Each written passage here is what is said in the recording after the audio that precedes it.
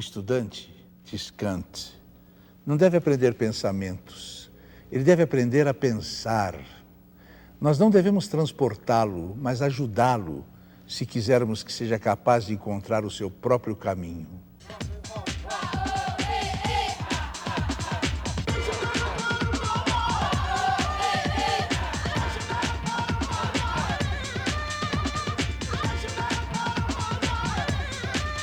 Provocações, ainda provocações.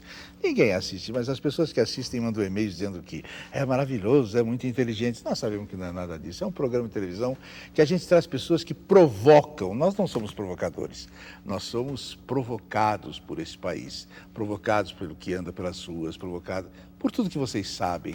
Mas hoje nós vamos falar sobre telejornal. Pouca gente se dá conta de que os telejornais, até eles, têm um desenho dramático na montagem. Tensão, distensão, que vão e vêm em meia hora, com o objetivo único de segurar a audiência. Por isso, as personagens das notícias, elas devem ser discretamente tratadas como gente do bem e gente do mal. Heróis, vilões. E se o público chorar, melhor ainda. Não se surpreendam se, de repente, a chamada de um telejornal disser: não percam as emoções das notícias de hoje. Cadáveres à vontade.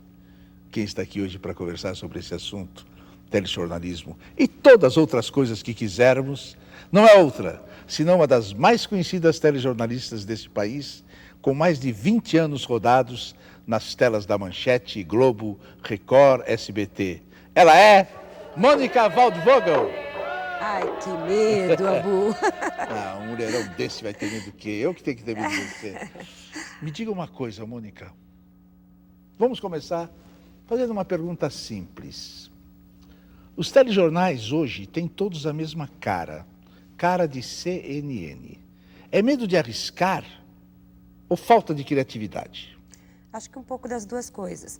Você teve uma troca de gerações nas redações muito grande. Houve um determinado momento ali no final dos anos 80, 90, em que uma geração inteira que tinha se empenhado e se formado na televisão deixou as redações por problemas de mercado, de salário. Então, uma outra que chegou veio reiterando uma forma em vez de inventar, de criar alguma coisa nova. Depois, a concorrência, quanto mais ela se acirra, a disputa maior na televisão brasileira, isso é quase que um fato recente, mais se procura fazer um modelo, coisas parecidas, para correr menos o risco, para confundir um pouco o telespectador, de forma que ele não saiba muito bem que canal ele está assistindo e seja atendido, digamos, de uma mesma forma em todos os lugares. Então, eu acho que isso restringe, sim, a pouca ousadia. A ironia é que onde houve diferença, digamos, de formato, a gente pode gostar ou não, mas foi onde teve alguma diferença, foi naqueles jornais chamados populares, os sensacionalistas de fato. Ali houve algum tipo de criação. A gente pode não gostar, mas é diferente no formato. E, Mônica, o que você aconselha? Para quem? Para esse telejornal ser melhor do que é.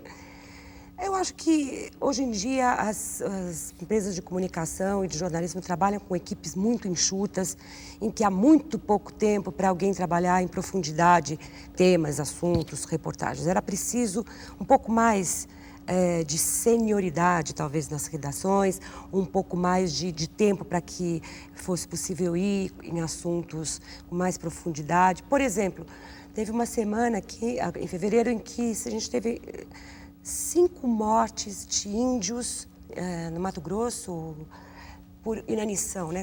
5 crianças índias que morreram por inanição. Continua. Eu não consigo acreditar que uma criança índia morra por inanição simplesmente porque não tem comida.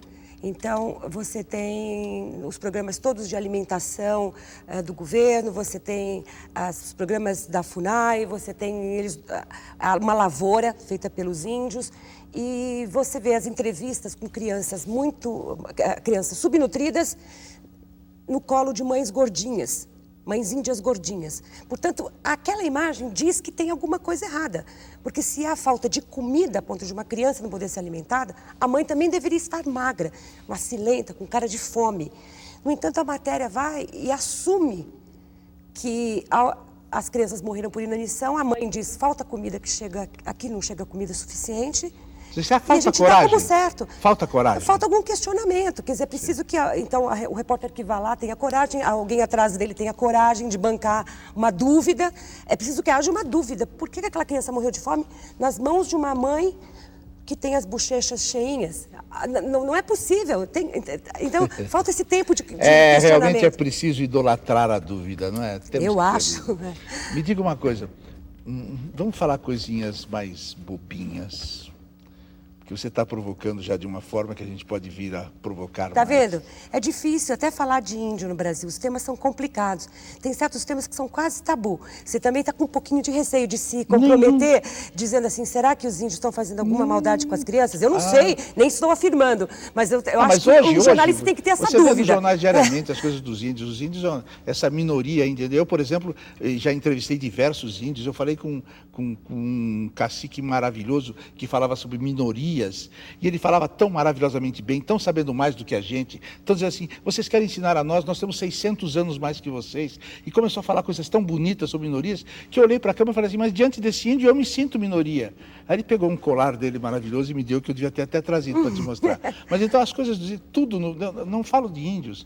Eu digo, o Brasil todo me incomoda, entendeu? Quando eu vejo a Organização Mundial de Saúde, quando eu vejo a Fundação de Getúlio Vargas, e tem 50 milhões de indigentes, eu vou no Aurélio e busco o que é indigente, que é pior que a miséria, eu fico provocador, entendeu? Eu fico provocado. Então, quero Sim, tomar o Brasil reação. é perturbador. De repente, temos 40 milhões de analfabetos. Meu Deus, que país é esse, entendeu? Então, me preocupe, não é só eu. Jamais, esse programa é o programa que a gente pode dizer o que quiser, de putaria às maiores violências. Não, mas deixa eu explicar o que eu quis dizer. É que também a gente vive uma geração, uma era esquisita, eu acho. O mundo, e o nosso país em particular, é uma bagunça, é uma desorganização, há uma falta completa de paradigmas, de coisas das quais a gente se segurar. E, no entanto, a mídia tem uma preocupação com, digamos, com a moral da história, com o politicamente correto, com a coisa bem feita, com as histórias que dignificam, que é algo que nem o mundo é esse que a gente vê nos telejornais, que embora, é verdade o que você diz, carreguem na emoção, mas carregam também nessa emoção do cara que fez o bem, né? Então, esse é o nosso herói do dia, esse que fez o bem. Mônica, você nem pode ser tratado, digamos, como de uma maneira tão pessimista. O que me falta, eu acho que é um questionamento um pouco mais provocativo. Mônica, isso que você falou me dá uma sensação de que você está dizendo que o jornalismo não tem ética. Não. Eu não quis dizer isso, não. Ao contrário, eu acho que talvez até na falta dos paradigmas é como se o jornalismo se segurasse no que é do bem, que essa expressão também é uma expressão comum, né? Nós temos, digamos, as organizações do bem, né? As pessoas do bem. Então, você propaga isso em matérias humanitárias que dizem que as coisas Você não tem visto telejornal, então, porque a gente só vê coisas trágicas. Não, todos os telejornais terminam, todos não digo, mas há um esforço de terminar sempre com uma boa história, uma história para cima, uma história das coisas que deram certo, que é ótimo que tenha. Mas eu diria que no que é importante, no que é essencial, faltaria um outro questionamento. A gente tem um país democrático suficiente para ir um pouco mais fundo, claro, na dúvida, no questionamento. Não é para fazer tese em jornal. Diz uma coisa, talvez por isso que você está falando, é que esses telejornais do Brasil, todos eles terminam com as luzes apagando e os apresentadores sempre fazendo de conta que estão conversando entre si. O que é isso, hein? Sorrisinhos. Bom, é porque tem que rodar o crédito, né? E eu sempre não precisar ter Mesmo que você não tenha assunto, tem que rodar o crédito. Você tem que rodar o crédito, porque afinal de contas todo mundo que trabalhou no jornal também tem o direito de aparecer, não é só o âncora que está na bancada. Então é muito mais fácil você dizer boa noite, cair a luz um pouquinho, sobem os créditos em cima daquela imagem. Portanto, o apresentador não pode ficar lá com uma cara de bobo. O que você tem vontade de falar, hein? Bom, eu fiz isso muitos anos da minha vida, né? Você diz que o tomate está mais caro? Em geral, a gente comenta o que você vai fazer daqui a pouco, ou foi bom o jornal, ou aquela matéria realmente estava horrível, que equívoco. Mônica, as emissoras, elas compram notícias nas mesmas fontes, tanto aqui quanto no exterior. Faz diferença ver o telejornal de um canal e não de outro? Não, as notícias internacionais, em geral, vêm das agências mesmo, né? Imagens e textos, e a gente percebe, enfim, que o conteúdo é praticamente o mesmo. Há emissoras como a TV Globo que tem um esforço de manter alguns profissionais no exterior, bons profissionais, para que eles façam, digamos, essa soma do que vem no texto das agências com a leitura que aquele jornalista, aquele repórter faz no país, em Londres. Então ele lê vários jornais de várias tendências, ou em Paris, ou em Roma, ou em Nova York. Portanto, quando ele vai dar uma notícia, ele já traz muito uma bagagem maior na matéria. Então é interessante quando você tem um repórter brasileiro lá, ele fazendo a busca da abordagem daquele assunto. Em emissoras que não tem, realmente você está sujeito a comprar a opinião da CNN, Reuters, ou pior, da Fox, ou, quer dizer... O que é a América Latina? América Latina, o acredito que es el continente que no solo que está sustentando el mundo entero y que no nos respetan como tal y que gracias a América Latina ainda no explodió la Tercera Guerra Mundial. Explica isso melhor. Por ejemplo, Brasil, que es el país más grande de aquí, América Latina, él no intenta dominar los otros porque él es grande y porque es una potencia en América Latina. Por ejemplo, como pasa en el resto del mundo, que Estados Unidos, porque es una potencia, quiere dominar todo el mundo. Somos da América Latina. Queiramos ou não, nós somos a América Latina. Até a Argentina, que achava que não era, agora já é. A Venezuela, que Ela o petróleo aceita agora agora. já é. Tá, empinamos o nariz, mas somos.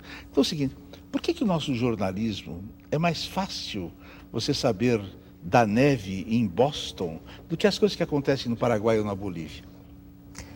O Brasil, mais do que tudo, teve sempre as costas mesmo viradas, né, para o resto do continente. É uma coisa curiosa, é como se não houvesse mesmo uma certa tensão. O Brasil não se preocupa com a vizinhança, não se preocupa em aprender o espanhol, não tem uma vontade de se comunicar, a gente tem o preconceito, taxa os vizinhos todos de cucarachos e os argentinos que não são cucarachos, porque são Levantam adversários o nariz, mais à altura, são considerados os arrogantes, os prepotentes e tudo mais. Não sei, alguma coisa, não tenho essa resposta, mas alguma coisa, talvez você até possa me ajudar nessa reflexão. Eu vou dar uma resposta para você.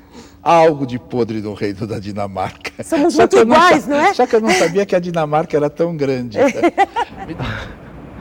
O que eu acho da vida é importante para quem sabe viver. Provocações, ainda provocações.